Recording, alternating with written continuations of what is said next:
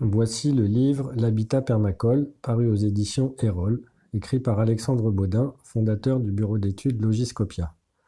Le livre est illustré par deux de ses collègues architectes qui sont Ayman Ghanem et May Laïla. Le sous-titre du livre est « Guide pratique de la maison écologique et autonome inspirée par la permaculture ».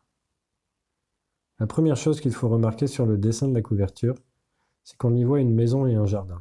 Donc pas seulement une maison et pas seulement un jardin. Alors, est-ce un livre de plus qui parle de permaculture et de design?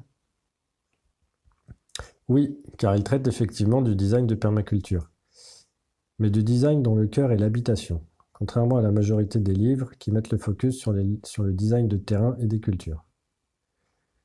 Mais ce livre est différent pour deux principales raisons.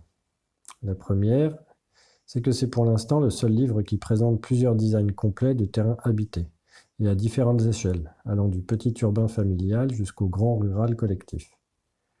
La seconde raison, c'est que c'est aussi le seul livre écrit par les membres d'un bureau d'études et s'adressant aussi bien aux professionnels qu'aux particuliers. Un des objectifs de ce livre est de démocratiser l'approche permacole pour les projets d'habitat. Il propose donc des principes, des concepts, des méthodos qui pourraient être appliqués par les différents professionnels en lien avec l'architecture, la construction, l'aménagement paysager, l'urbanisme, etc. Voyons comment le livre est fait. La première partie s'intitule « Penser l'habitat permacole » et commence par définir et distinguer l'habitat durable, l'habitat écologique et l'habitat permacole.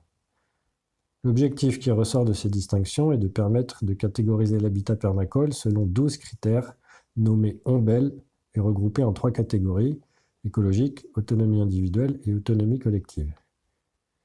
Ces 12 ombelles sont les compétences, le social, la permacircularité, la localité, le biosourcé, le climat, la santé environnementale, la biodiversité, l'autonomie alimentaire, l'autonomie énergétique, l'autonomie en eau et l'autonomie technologique.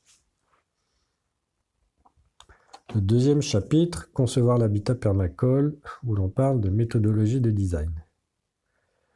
Le troisième chapitre, sur Construire l'habitat permacole, permettant de choisir le mode de construction et d'appliquer la permacircularité au bâtiment.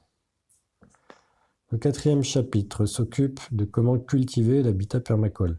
Donc on parle de jardinage, de la gradation de la biodiversité, de la gestion de l'eau, notamment via le keyline design, et de l'agroécologie, et plus particulièrement de l'agriculture de régénération et de l'agroforesterie.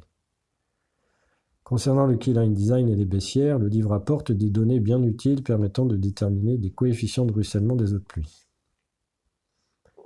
Puis un cinquième chapitre pour autonomiser l'habitat permacole via les productions, la conservation, le captage et l'usage de l'eau, la production d'énergie et les low-tech. Le sixième et dernier chapitre de cette première partie a pour vocation à démocratiser l'habitat permacole, ou comment rendre ce modèle reproductible. Ce chapitre répondra à la question « Faire ou faire faire ». Maintenant, la seconde partie du livre présente 4 études de cas d'habitat permacole à des échelles différentes. On y découvre l'application complète de la démarche de design présentée plus tôt. Le premier cas, habitat permacole en milieu urbain avec un jardin de 50 à 300 mètres carrés.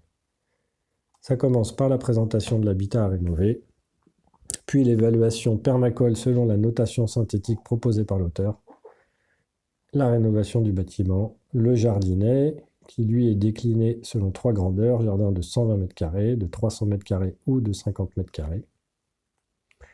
Toutes les ombelles sont évaluées, la démarche de mise en œuvre, puis des focus sur certains éléments caractéristiques du milieu urbain. Les guildes potagères, les aménagements extérieurs comme l'abri de jardin ou les châssis, et l'agriculture urbaine. La deuxième étude de cas, c'est pour le périurbain et la microferme avec un jardin de 1000 m² par exemple. On commence par la transformation d'une maison durable en maison permacole. On suit la méthodologie de design et on met le focus sur des éléments caractéristiques du milieu périurbain, tels que les guildes potagères, le poulailler à parcours tournant et l'aménagement de l'atelier. La troisième étude de cas est un projet en milieu rural avec un terrain allant de 2 à 6 hectares. Le focus sera mis sur les mares, la rotation des cultures, les bâtiments agricoles, l'atelier de transformation. Le quatrième et dernier projet étudie un habitat en territoire rural de plus de 100 hectares. Un domaine comportant de multiples bâtiments à réhabiliter et mettant le focus sur ce qu'on appelle un écolieu permacole et sur les tiers-lieux.